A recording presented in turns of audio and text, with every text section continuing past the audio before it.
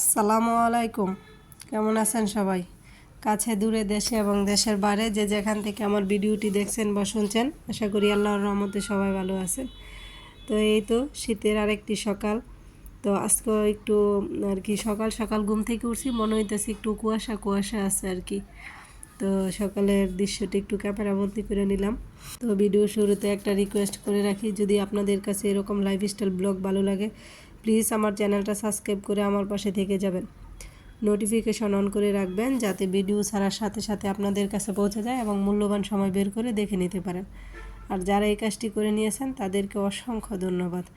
তো ভিডিও দেখা শুরুতে প্লিজ সবাই একটি করে লাইক দিয়ে ভিডিওটি দেখা শুরু করবেন। হয়তো বা পরবর্তীতে আপনি ভিডিওটি দেখেছেন কিন্তু লাইক দিতে ভুলে গেছেন। তো সকাল সকাল কিন্তু বিছানাপত্র গুছাই নিতেছি। তো বিছানাটা কিন্তু আমার গুছানো শেষ এদিক দিয়ে। এখন আর কি অন্য কাজকর্মগুলো করব। তো আমরা গৃহিণীরা যখন ঘুম থেকে উঠি, তো বাচ্চারা যেদিন স্কুলে যায় ওই দিন তো সবার আগে রান্না বাড়া করে বাচ্চাদেরকে খাওয়ায় রেডি করে স্কুলে পাঠাইতে হয়। তারপরে ঘরের অন্য কাজ। আর যেদিন ওদের স্কুলটি একটু দেরিতে থাকে বা প্রাইভেটে একটু যাইতে দেরিতে যাবে, ওই সময় একটু ঘরের কাজগুলো করেই অন্য কাজ করি। তো আমি কিন্তু ওই রুমের বেডটা গুছিয়ে এসে আরেকটা রুমে আসছি বেডটা গুছানোর জন্য। তো এদিক দিয়ে কিন্তু আমার এই বেডটাও গুছানো হয়ে গেছে। তো সোফাগুলো একটু জায়গা হালকা পাতলা যে ময়লা আছে ওইগুলো একটু জায়গা পরিষ্কার করে নিতেছি।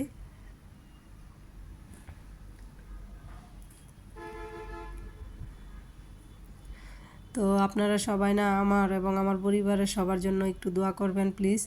কারণ কেন জানি এত বেশি বেশি অসুস্থ হচ্ছি বলতে পারতাছি না। যেমন অসুস্থ আমি তেমন আমার বাচ্চারা। তো এই মাসে যে কতবার আমি হসপিটাল আর ডাক্তারের কাছে গেছি এটা একমাত্র আল্লাহই জানে। তো প্লিজ সবাই একটু দোয়া করবেন আমাদের জন্য, যাতে তাড়াতাড়ি আমরা সবাই সুস্থ হয়ে যাই। আর এই তো মেলা থেকে আনছিলাম শোপিসটা, যে এটা কিন্তু এই জায়গাতেই রাখছি। তো এদিক দিয়ে কিন্তু আমার ঘরের ফার্নিচারগুলো মুছে ঘরটার আর কি বিছনাপত্র তোলা হয়ে গেছে। তো ঘরটা ভালো করে ঝাড়ু দিয়ে নিতেছি আর কি।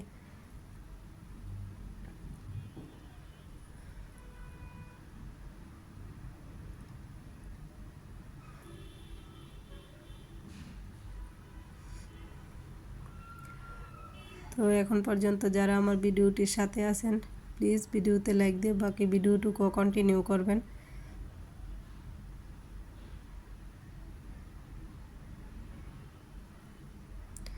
তো ঘরের কাজকর্ম শেষ করে কিন্তু আমি রান্না বাড়া এসে পড়ছি।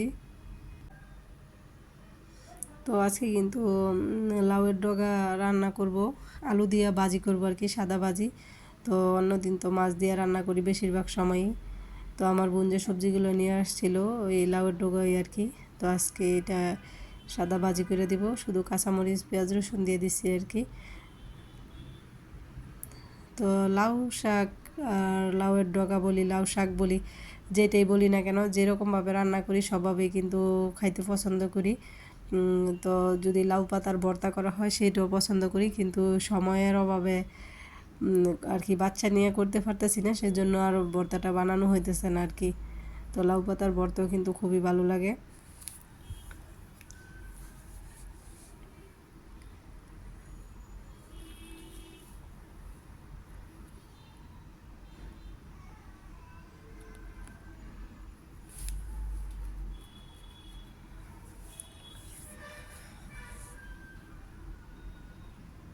তো ওই দিক দিয়ে কিন্তু লাউ পাতা রান্নাটা হয়ে গেছে, এখন শুধু ধনিয়া পাতাটা দিয়ে দিব।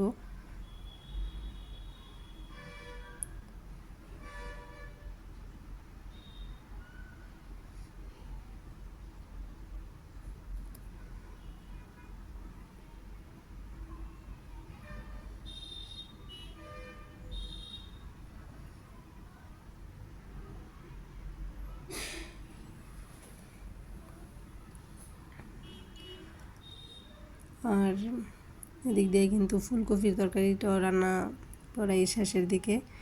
এখন এটাতে শুধু মাছ ভাজা রাখছি, ওইটাই দিয়ে দিব আর কি।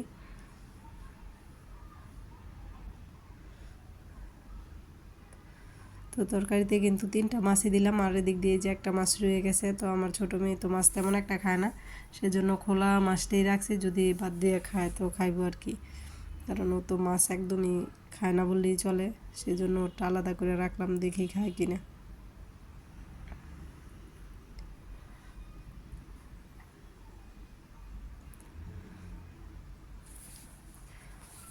তো রান্নার পর কিন্তু অনেক কাজ থাকে, তো এদিক দিয়ে রান্না বাড়া কিন্তু শেষ।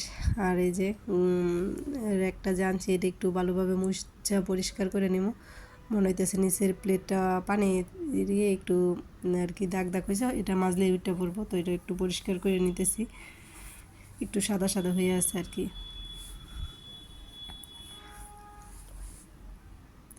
তো এই জিনিসটা আনাতে কিন্তু আমার অনেকটা সুবিধা হয়েছে আর কি, যখন তখন যা খুশি ধুইয়া রাইখে দিলে পানিটা সুন্দর মতো করে জুড়ে যায়। আর আগে তো দেখতেন আপনারা ওই জায়গায় একটা জুড়িতে রাখতাম, বেশি কিছু রাখা যাইতো না, একটু সমস্যা হইতো। তো এটা যেহেতু একটু বড় সড়ো আছে, তো ধুইয়া মাজা পরিষ্কার করে কিন্তু এটাতে অনেক কিছু রাখা যায়, এতে করে আমার আর কি অনেকটাই সুবিধা হয়েছে এটা আনাতে।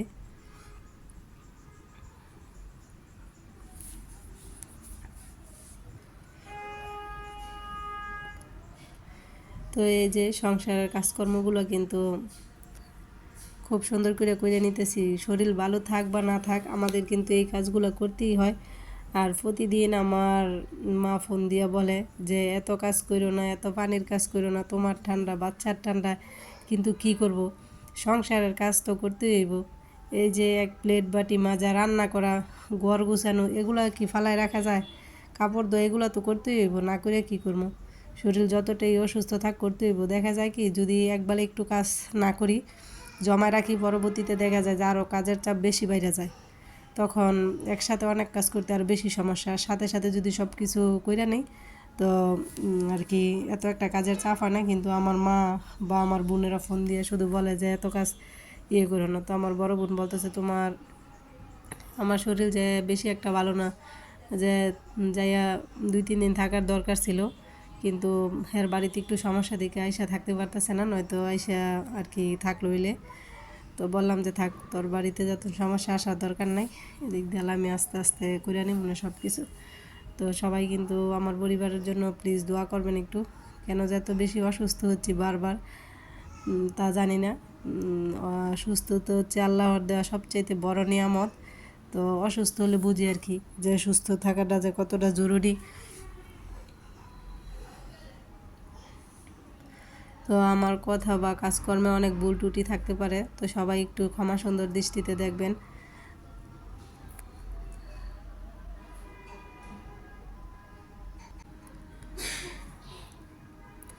তো সবাই তো বলে যে এত ছোট সংসার, এত কিসের কাজ, শুধু রান্নার খাওয়া। তো যারা এই কথাগুলো বলে আর কি, তাদের জন্যই বলি যে একটা সংসারে মানুষ কম হোক আর বেশি হোক, কাজ কিন্তু ঠিকই থাকে। তো সবাই ভাবে যে, বলে যে আমার হাজব্যান্ড বাড়িতে নাই, শুধু মেয়েরা আছে, তো আমার এত কি আর কাজ আছে, মনের ছোট পরিবার, এই সেই। তো ছোট হইলে কী হইব, সংসারের তো কাজ থাকেই, ওইগুলো তো করতেই হইব। সবাই ভাবে যে কত অবসর জানি থাকি, আমাদের তেমন কোনো কাজ নাই, শুধু রান্নার খাওয়াই আমাদের কাজ। তো যারা এটা ভাবে, এটা যে একবারে ভুল, এটা বুঝে না একটা সংসারে যে কত রকমের কত ধরনের কাজ থাকে, এটা আমরা যারা করি তারা জানি।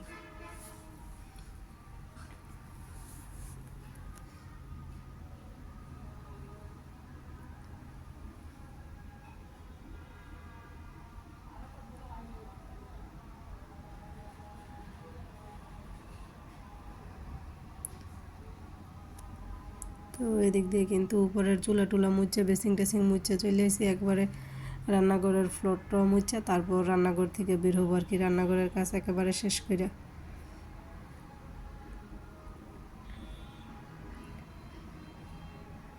আর এই যে এটা হচ্ছে আর কি, বিকালে আমার মেয়ে বলতেছিল যে আম্মু ঘরে কি সেমাই আছে, সেমাই খেতে নাকি খুব ইচ্ছা করতেছে। তো এটার নাম হচ্ছে চাক সেমাই, কোন এলাকায় কি বলে তা জানি না, আমাদের এলাকায় এটার চাক সেমাই বলে। তো এই গত ঈদে আনা হয়েছিল, যে ওই সেমাইটাই রয়ে গেছে আর কি, আমার বড় মেয়েটা খুব পছন্দ করে। তো আমি কিন্তু খুব একটা যে পছন্দ করি এটা তা না।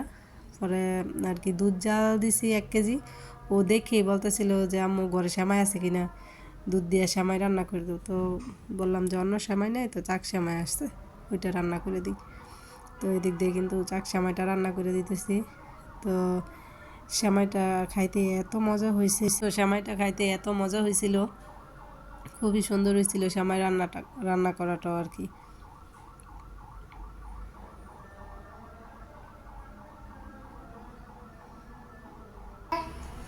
দিব খাবে তো কি? তো আমি কিছু বাদাম আর কিশমিশ সাথে দিয়ে দিলাম। তো ফ্রিজে কিন্তু নারকেলও ছিল আর কি। আলসে আমি একরকম মেয়েরা বলতেছিলাম যে তুমি নিয়ে আসো, তো মেয়ে বলতেছে যে এটা বের করলে একটু সময় লাগবো ইয়ে হইতে, যেহেতু ডিবে আছে এমনিতেই রান্না করে দেবো। তো আর নারকেল বেরও করলাম না, আর দেওয়া হইলো না, এমনিতেই রান্না করে নিছি। খুবই মজা হয়েছিল কিন্তু সেমাইটা খাইতে। তো সবাই ভালো থাকবেন, আমিও সবার জন্য দোয়া করি, আর আপনারা সবাই আমার জন্য দোয়া করবেন। আল্লাহ হাফেজ।